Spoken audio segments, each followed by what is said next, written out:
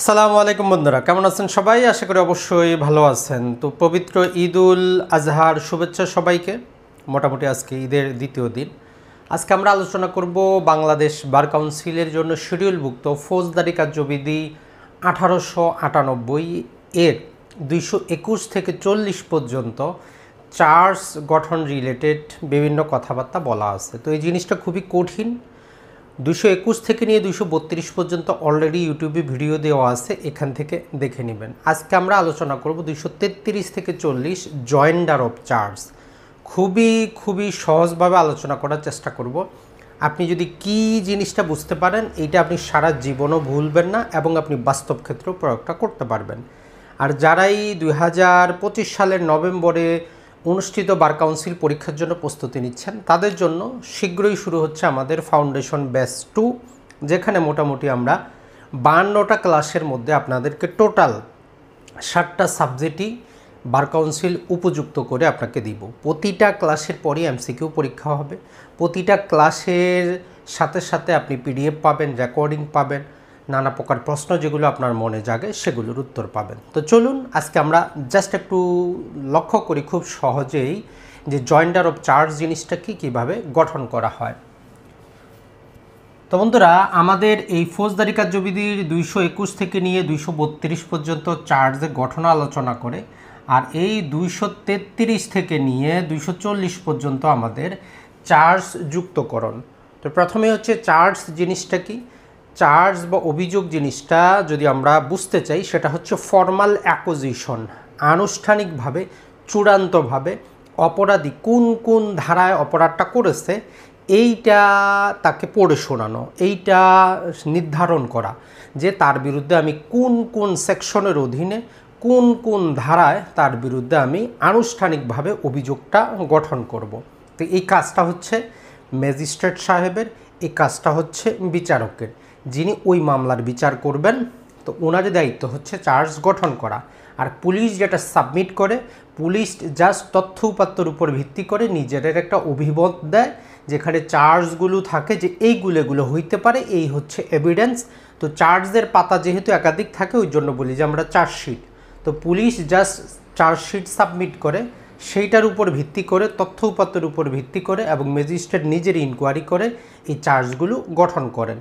এখন আসি আমরা, সর্বপ্রথম কথা হচ্ছে এই 233 থেকে 240 আপনি তিনটা জিনিস মনে রাখলে খুব সহজেই মনে থাকবে যে প্রতিটা অপরাধের জন্য পৃথক পৃথক চার্জ হবে, পৃথক পৃথক বিচার হবে। সিম্পল কথা, পৃথক পৃথক চার্জ হবে, একসাথে বিচার হবে।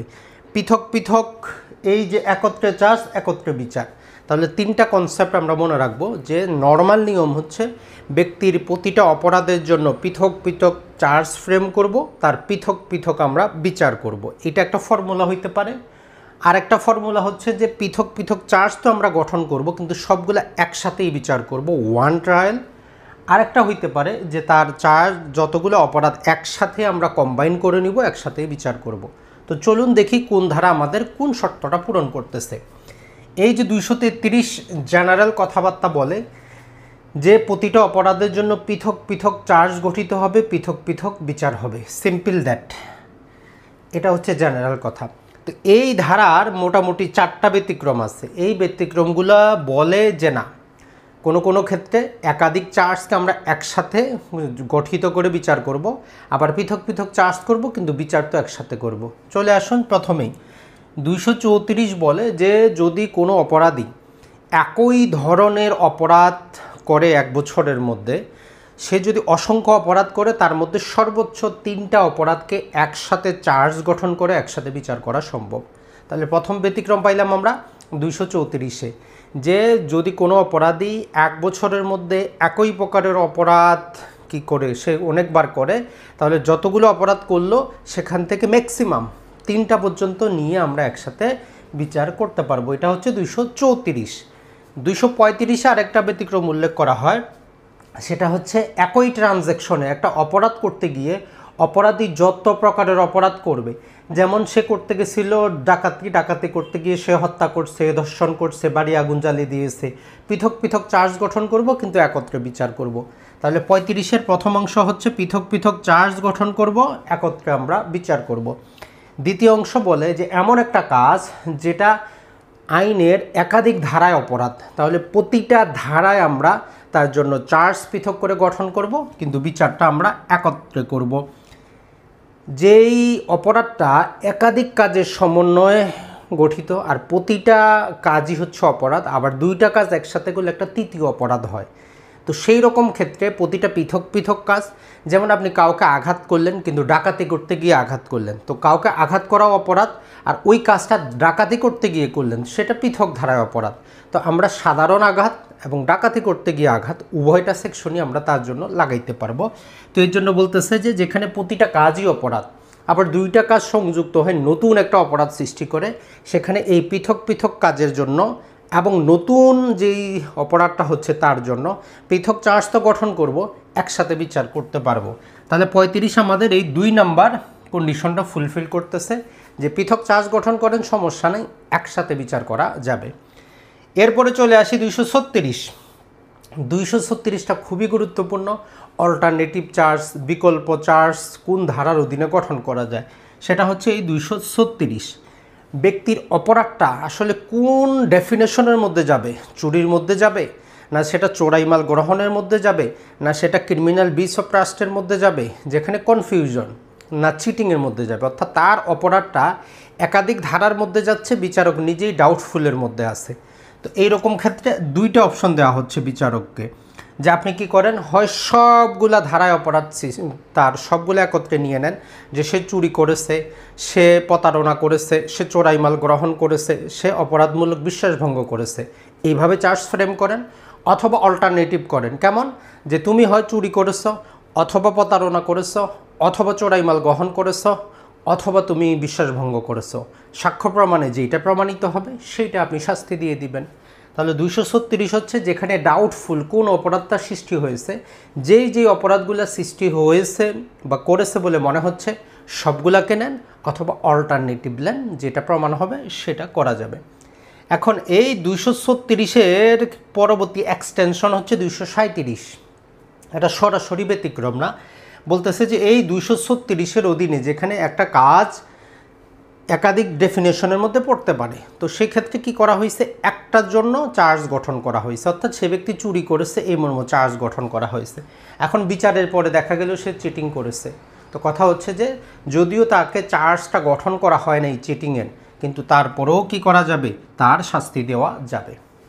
এখন এই 237-এর পরে 238 তার আরও এক্সটেনশন গিয়ে বলে, তিনটা কথাবার্তা বলে যে একটা অপরাধ যেখানে একাধিক কাজের সমন্বয়ে অপরাধটা হয়েছে, তো প্রমাণ করতে গিয়ে আমরা কিছু কাজ প্রমাণ করতে পেরেছি, 100% প্রমাণ করতে পারি নাই, যতটুকু প্রমাণ করছি ততটুকু একটা মাইনর অপরাধ কি হয়, প্রমাণিত হচ্ছে। যেমন কারো বিরুদ্ধে অভিযোগ হচ্ছে সে ধর্ষণ করেছে, এখন যে তথ্য উপাত্ত দ্বারা প্রমাণ হয় যে সে মহিলার কি করছে, শ্লীলতা হানি করছে, তার মডেস্টি হারিন করছে, তাহলে 354-তে আমরা তার শাস্তি দিতে পারবো, যদিও তার জন্য আমরা চার্জ গঠন করেছিলাম কি, ধর্ষণের।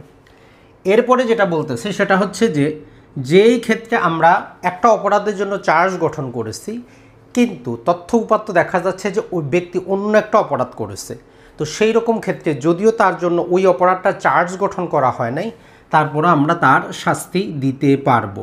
তাহলে প্রথমটাতে ছিল যেখানে একাধিক কাজ মিলে একটা অপরাধ, কিছু কাজ প্রমাণ করছে, একটা মাইনর অপরাধ প্রমাণিত হচ্ছে, চার্জ গঠন ছাড়াই আমরা শাস্তি দিতে পারবো।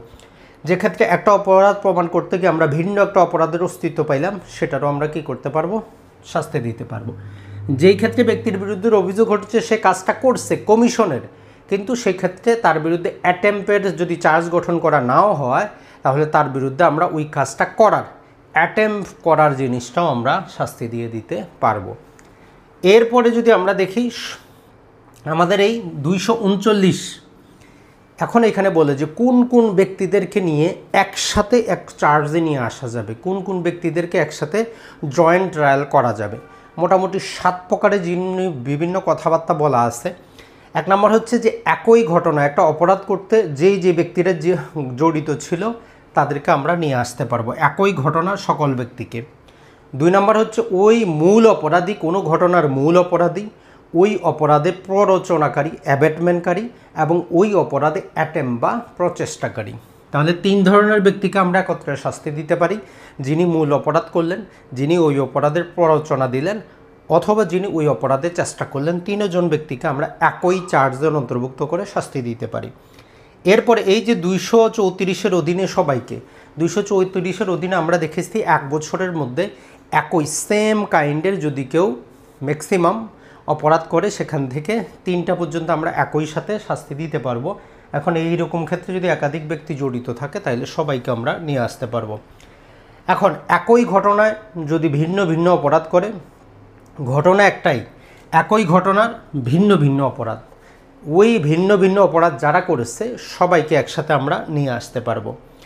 এরপরে হচ্ছে আমাদের চুরি, বলপূর্বক আদায় এবং হচ্ছে অপরাধমূলক যে বিশ্বাসভঙ্গ, অপরাধমূলক সম্পত্তি আত্মসাৎ করানোর ক্ষেত্রে এই সম্পত্তিগুলা যারা গ্রহণ করেছে, যারা ওইটা রিটেক করেছে, যারা এই সম্পত্তিগুলা লুকানোর ক্ষেত্রে সাহায্য করেছে, অথবা যারা এগুলো লুকিয়েছে, এই ধরনের ব্যক্তিকে আমরা কি করতে পারবো, অথবা লুকানোর অ্যাবার্টমেন্ট করেছে, প্ররোচনা করেছে অথবা চেষ্টা করেছে।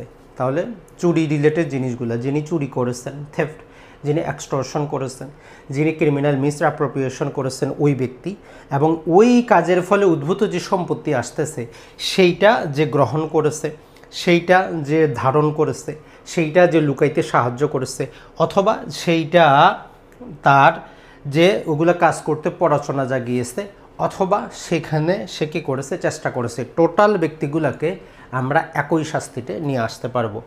এরপরে 411 যদি কেউ কী করে, চোরাই মাল গ্রহণ করে, 414 যদি কেউ চোরাই মাল লুকাইতে সাহায্য করে, এই 2 শ্রেণীর ব্যক্তিকেও একসাথে নিয়ে আসা যাবে। আর 7 নম্বরে বলে সেটা হচ্ছে যে আমাদের 12 নম্বর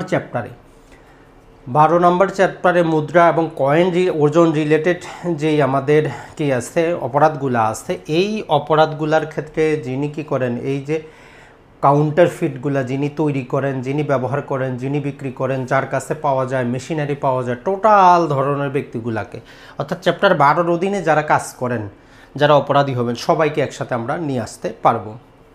সর্বশেষ 240 মূল কথাটা বলে যে একজন ব্যক্তির বিরুদ্ধে যদি একাধিক চার্জ গঠন করা হয়, যদি কোনো একটা চার্জ বা একাধিক চার্জ প্রমাণিত হয়, তাহলে রাষ্ট্রপক্ষ অথবা অভিযোগকারী অথবা আদালত নিজে থেকে বাকি চার্জগুলো তুলে নিতে পারেন। একজন ব্যক্তির বিরুদ্ধে 5টা চার্জ গৃহীত হয়েছে, একটা কি করা হয়েছে সেক্ষেত্রে প্রমাণিত হয়েছে, বাকি 4টা প্রমাণ হবে। তো রাষ্ট্রপক্ষ বলতেছে যেহেতু একটা প্রমাণ হয়ে গেছে বাকিগুলার দরকার নাই, বা আদালত নিজে থেকে মনে করতেছে দরকার নাই, যদি সেগুলাকে কি করে তুলে নেয় অথবা আদালত স্টে করে, তাহলে ধরে নেওয়া হবে যে সে বাকিগুলা থেকে অ্যাকুইটাল হয়ে গেল, খালাস হয়ে গেল। কিন্তু যদি যেইটাতে সে শাস্তি পাইছে পরবর্তী আপিল আদালত কর্তৃক সেই শাস্তিটা সেট এসাইড হয়ে যায়, সেই রকম ক্ষেত্রে যেইগুলো উইথড্র করা হয়েছিল আদালতের অনুমতিক্রমে অথবা আদালত যেগুলো স্টে করেছিল, সেইগুলো ওই যেই আদালত শাস্তিটা কি করছে, সেটেটাইজ করছে, তার যদি ভিন্নরূপ কোনো আদেশ না থাকে, তখন আমরা কি করতে পারবো, সেইগুলারও তার জন্য বিচার করতে পারবো। যেমন আমরা যদি বলি একজন ব্যক্তি কি অপরাধ করছে ডাউটফুল ছিল, ওই ডাউটফুলের ক্ষেত্রে সে চুরি করেছে না ক্রিমিনাল মিসঅ্যাপ্রোপ্রিয়েশন করেছে না প্রতারণা করেছে, আমরা ডাউটে ছিলাম, তো সেক্ষেত্রে তার বিরুদ্ধে চার্জ গঠন করা হয়েছে, সে চুরি করেছে। এখন এই চুরি যেটা করেছে সেটা তার শাস্তি হয়েছে এবং অন্যান্য ধারাগুলার চার্জটা তুলে নেওয়া হয়েছে, যে চুরির শাস্তি যেহেতু হয়ে গেছে বাকিগুলো বাদ দেন। পরবর্তীতে চুরিটা সেটিসাইড হইলে আদালতের ভিন্ন আদেশ না থাকলে আমরা চুরির পরিবর্তে চিটিংয়ের মামলা তার বিরুদ্ধে কিন্তু করতে পারবো। তো এটা হচ্ছে আমাদের এই 240। তাহলে সিম্পল দ্যাট আমরা যদি এখন জাস্ট একটু সামারি করি আপনারা খুব সহজেই বুঝতে পারবেন। সেটা হচ্ছে যে জয়েন্ডার অফ চার্জের ক্ষেত্রে বেসিক নিয়ম হচ্ছে প্রতিটা অপরাধের জন্য আসামির পৃথক পৃথক চার্জ ফ্রেম করব, পৃথক পৃথক তার বিচার হবে। অথবা একটা কনসেপ্ট হইতে পারে পৃথক পৃথক চার্জটা আমরা গঠন করব, একসাথে বিচার করব, অথবা তার চার্জগুলাই একসাথে গঠন করব এবং তার একসাথে বিচার করব। এই তিনটা হচ্ছে বেসিক কনসেপ্ট। তাহলে প্রথম কনসেপ্ট আপনি 233-এ প্রয়োগ করেন যে প্রতিটা অপরাধের পৃথক পৃথক চার্জ গঠিত হবে এবং পৃথক পৃথকভাবে বিচার হবে। ওই সেকশনের ডিপে গেলে সেখানে বলে যে অপরাধ করা আর অপরাধের চেষ্টা করা একই রকম অপরাধ হিসাবে ধরে নেওয়া যাবে, এটাতে কোনো সমস্যা নেই। তবে পেনাল কোডের ক্ষেত্রে চুরির ক্ষেত্রে 379 আর 380 সেম কাইন্ড অফ অপরাধ আমরা ধরে নিব, মানে একই আইনের একই ধারায় একই পরিমাণ শাস্তি আছে, এই রকম অপরাধগুলোকে সেম কাইন্ড অফ অফেন্স বলা হয়। 234-এ যেটা হচ্ছে যে 12 মাসের মধ্যে একজন ব্যক্তি যদি সেম কাইন্ড অফ অপরাধ একাধিকবার করে তাহলে সর্বোচ্চ 3 বারকে একসাথে চার্জ গঠন করে একসাথে বিচার করা যাবে। 235-এ 3টা সাবসেকশনে বিভক্ত।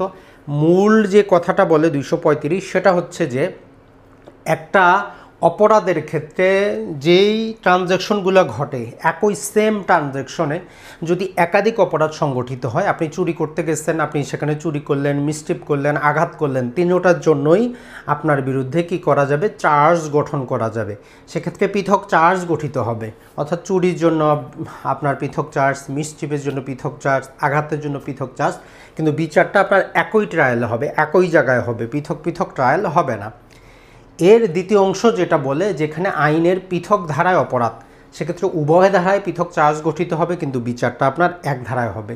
এর তৃতীয় অংশ বলে যখন একটা কোনো কাজ কি করা হয়, যখন কোনো কাজ একাধিক কাজের সমন্বয়ে একটা অপরাধ সংগঠিত হয় যেখানে প্রতিটা কাজই অপরাধ আর দুইটা কাজ একত্রিত হয় নতুন একটা অপরাধের সৃষ্টি করে, সেক্ষেত্রে পৃথক কাজের জন্য যে শাস্তি প্লাস নতুন অপরাধের শাস্তি উভয়টার জন্যই পৃথক পৃথক চার্জ গঠন কিন্তু বিচার একসাথে।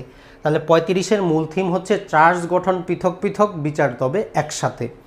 36 যে কথাটা বলে সেক্ষেত্রে যে আদালত যদি ডাউটফুল থাকে অল্টারনেটিভ চার্জ গঠন করবে, যে ব্যক্তির কাজটা চুরি হইল না, চোরাই মাল গ্রহণ হইল না, চিটিং হইল না, ক্রিমিনাল ব্রিচ অফ ট্রাস্ট হইল, কোনটা হইল ডাউটফুল, তাহলে বলতেছে যে আপনি সবগুলাকে চার্জ গঠন করেন, যে সে চুরিও করেছে, সে চিটিংও করেছে, সে ক্রিমিনাল সিবিটিও করেছে, অথবা আপনি অল্টারনেটিভটি করেন যে সে হয়তো চুরি করেছে অথবা সে চিটিং করেছে অথবা বিশ্বাসভঙ্গ করেছে, এই রকমভাবে চার্জ আপনি গঠন করেন। আর 237 বলতেছে যখন 236-এর অধীনে এরকম আপনি চার্জটা ফ্রেম করলেন, সেক্ষেত্রে যদি কোনো কারণবশত কি করা যায়, দেখা যায় যে ওই চার্জটা আপনি ফ্রেম করেন নাই কিন্তু তথ্য উপাত্ততে দেখা গেছে যে ব্যক্তি এই চার্জটা করেছে, অর্থাৎ তাকে চুরির জন্য আপনি চার্জ গঠন করছেন, দেখা গেল যে সে চোরাই মাল গ্রহণ করেছে, এটা প্রমাণিত হইল, তাহলে 237 বলতেছে যদিও চোরাই মালের চার্জ গঠন আমরা করি নাই তার বিচার শাস্তি দেওয়া যাবে। তার মানে 236-এর এক্সটেনশন জিনিস হচ্ছে 237, আর 237-এর অধিকতর আরও দূরবর্তী গিয়ে বলতেছে যখন কোনো একটা অপরাধ একাধিক কাজের সমন্বয়ে গঠিত হয় আর প্রতিটা কাজই অপরাধ, আর সেই রকম ক্ষেত্রে যদি আমরা ছোটোখাটো জিনিস কিছু প্রমাণ করি আর ছোটোখাটো মাইনার একটা শাস্তি প্রমাণিত হয় তাহলে তারও শাস্তি দেওয়া যাবে। যদি তথ্য উপাত্তে ভিন্ন অপরাধ প্রমাণিত হয় তারও শাস্তি দেওয়া যাবে। যদি কোনো একটা অপরাধ করেছে এই মর্মে চার্জ গঠিত হয় ওই অপরাধের চেষ্টাও অন্তর্ভুক্ত হয়ে যাবে। আর 239 বলে যে 7 প্রকারের ব্যক্তিকে আমরা একসাথে বিচার করতে পারবো, যারা একই ঘটনায় অপরাধটা করেছে, মূল অপরাধকারী, প্ররোচনাকারী, চেষ্টাকারী। এরপরে 234-এর অধীনে 12 মাসের মধ্যে সেম কাইন্ড অফ অপরাধ যারা একসাথে করবে সবাইকে নিয়ে আসতে পারবো। একই ঘটনায় যদি ভিন্ন অপরাধ সংগঠিত হয় ভিন্ন ব্যক্তিদেরকে নিয়ে আসতে পারবো। আর আমাদের চুরি, বলপূর্বক আদায় এবং হচ্ছে ক্রিমিনাল মিসঅ্যাপ্রোপ্রিয়েশনের ক্ষেত্রে যারা এই কাজগুলো করেছে, যারা ওই সম্পত্তিটা গ্রহণ করেছে, যারা ওই সম্পত্তিটা ধারণ করেছে, যারা ওই সম্পত্তিটা লুকানোর ক্ষেত্রে সাহায্য করেছে অথবা যারা লুকিয়েছে, এই ধরনের ব্যক্তিদেরকে আমরা অথবা লুকানোর প্ররোচনা দিয়েছে অথবা চেষ্টা করেছে, টোটাল ব্যক্তিদেরকে একই ট্রায়ালে নিয়ে আসতে পারবো, জয়েন্ট ট্রায়ালে। আর 411 এবং 414 পেনাল কোডের অধীনে যে শাস্তিটা সেগুলো একসাথে নিয়ে আসতে পারবো। আর চ্যাপ্টার 12-র যে শাস্তিগুলো সেগুলো একসাথে নিয়ে আসতে পারবো। আর সর্বশেষ 240 একটা কথাই বলে, সেটা হচ্ছে যে এই সমস্ত কিছু চার্জ গঠনের পরে যখন একজন ব্যক্তির বিরুদ্ধে একাধিক চার্জ ছিল, একটা বা একাধিক প্রমাণিত হওয়ার পরে বাকিগুলো চাইলে অভিযোগকারী অথবা রাষ্ট্রপক্ষ আদালতের অনুমতিক্রমে তুলে নিতে পারে অথবা আদালত চাইলে নিজে থেকে স্টে করে দিতে পারে। কিন্তু পরবর্তীতে যদি সেটা সেট অ্যাসাইড হয়ে যায় তাহলে যেই চার্জগুলো তুলে নেওয়া হয়েছিল অথবা যেটা স্টে করা হয়েছিল সেগুলো আবার নতুন করে বিচারটা করা যাবে যদি উচ্চ আদালতের ভিন্ন কোনো আদেশ না থাকে। তো বন্ধুরা, আপনাদেরকে অসংখ্য ধন্যবাদ এই টোটাল চার্জ জিনিসটা দেখার জন্য। আর যারা এই ফাউন্ডেশন ব্যাচে ভর্তি হতে চান আমাদের সাথেই থাকুন, দ্রুতই জানতে পারবেন। আসসালামু আলাইকুম।